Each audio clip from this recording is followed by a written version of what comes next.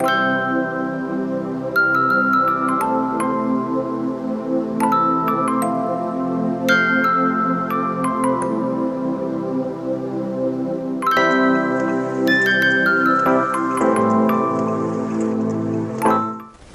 friends, welcome to Pebbles. நான் உங்கள் Gopi Sudha.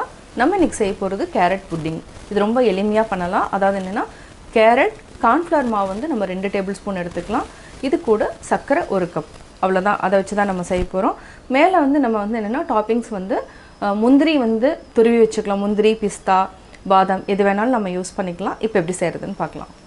Carrot pudding செய்யறதுக்கு நம்ம 500 கிராம்ஸ் அளவுக்கு கேரட் எடுத்துக்கிறோம். இதை வந்து நீட்ட வாக்கில் நம்ம சீவிருக்கிறோம். இந்த மாதிரி எடுத்துக்கணும். இதை எடுத்துகிட்டு ஒரு 2 விசில் விட்டு எடுத்துட்டோம். இப்போது பார்த்திங்கன்னா நல்லா வெந்துடுச்சு. இதை நல்லா ஆற வச்சு அரைச்சிக்கலாம். கேரட்டை பேஸ்ட் பண்ணி எடுத்தாச்சு. இப்போ நம்ம ஒரு பவுலுக்கு மாற்றிக்கலாம். கொஞ்சமாக தண்ணி விட்டுக்கலாம். அடுத்து நம்ம ஒரு 100 கிராம்ஸ் அளவுக்கு சர்க்கரை சேர்த்துக்கலாம். இது நல்லா பீட் பண்ணிக்கணும். இந்த ஸ்டேஜில் நல்லா சர்க்கரை கரைஞ்சதுக்கப்புறம் கார்ன்ஃப்ளவர் மாவை ஆட் பண்ணிக்கலாம். இது 2 டேபிள் ஸ்பூன் அளவுக்கு ஆட் பண்ணியிருக்கிறோம். இது நல்லா மிக்ஸ் பண்ணிக்கோங்க. இதை ஒரு 2 மினிட்ஸ் அளவுக்கு நல்லா பீட் பண்ணிக்கலாம். கார்ன்ஃப்ளவர் மாவு நல்லா கரைஞ்சிருச்சு. அவ்வளோதான். இப்போ அடுத்தது ஒரு பேன் வச்சுக்கலாம். ஒரே ஒரு டேபிள் ஸ்பூன் அளவுக்கு நெய் விட்டுக்கலாம். நெய் நல்லா உருகுனதுக்கப்புறம் கேரட், சுகர், கார்ன்ஃப்ளவர் மாவு இதை அப்படியே ஆட் பண்ணிக்கலாம். லோ ஃப்ளேமில் வச்சுட்டு நல்லா மிக்ஸ் பண்ணிகிட்டே இருங்க. கெட்டியாகிற வரைக்கும் மிக்ஸ் பண்ணணும்.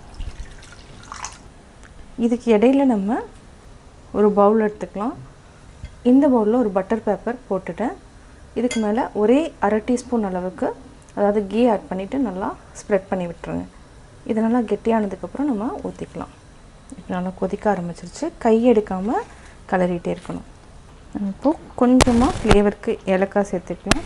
ஒரு சிலருக்கு ஏலக்காய் வந்து வேண்டாம் அப்படின்னா போட வேண்டாம். இது வந்து வாசனைக்காக நம்ம சேர்க்குறோம். இப்போ 10 மினிட்ஸ் ஆகிருக்கு. இன்னொரு 5 மினிட்ஸ் வரைக்கும் நம்ம இதே மாதிரி நல்லா மிக்ஸ் பண்ணணும். அதுக்கப்புறம் நம்ம பவுலில் ஊற்றிக்கலாம். ஆல்ரெடி கிரேட் பண்ணி வச்சுருக்கிற முந்திரி, பிஸ்தா ரெண்டுமே நம்ம ஆட் பண்ணியிருக்கிறோம். இது நல்லா மிக்ஸ் பண்ணிக்கலாம். இது வந்து ஆப்ஷனல் தான். உங்களுக்கு வேண்டாம் அப்படின்னிங்கன்னா முந்திரி, பிஸ்தா ஆட் பண்ண வேண்டியதில்லை. பார்த்திங்கன்னா ஆல்மோஸ்ட்டு கொஞ்சம் திக்காகிடுச்சு. இப்போ நம்ம அந்த பவுலில் வந்து கொஞ்சமாக கீழே முந்திரி, பிஸ்தாவை ஆட் பண்ணிக்கலாம். கேரட் வந்து நல்லா மிக்ஸ் பண்ணிக்கலாம். இதை வந்து அப்படியே அந்த பவுலில் ஊற்றிடலாம். இப்போ ஆஃப் பண்ணிக்கலாம். நம்ம அப்படியே ஊற்றிடலாம். இது வந்து நம்ம ஒரு 20 மினிட்ஸ்க்கு அப்புறம் எடுத்துக்கலாம். இது நல்லா ஆறணும்.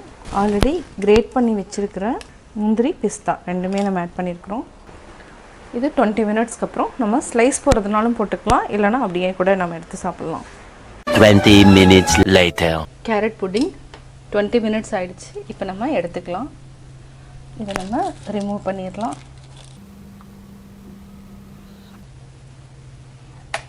இப்போ ஒரு பிளேட்டில் மாற்றிக்கலாம். சுவையான கேரட் புட்டிங் ரெடி ஆயிடுச்சு. இது வந்து ரொம்ப சாஃப்டாக இருக்கும். சுவையான carrot pudding ready. Carrot pudding எப்படி செஞ்சேங்கிறத பார்த்தீங்க. நீங்களும் வீட்டில் ட்ரை பண்ணி பார்த்துட்டு உங்களுடைய கமெண்ட்ஸ் எனக்கு சொல்லுங்கள். பிடிச்சிருந்தா லைக் பண்ணுங்கள். மறக்காமல் சப்ஸ்கிரைப் பண்ணுங்கள்.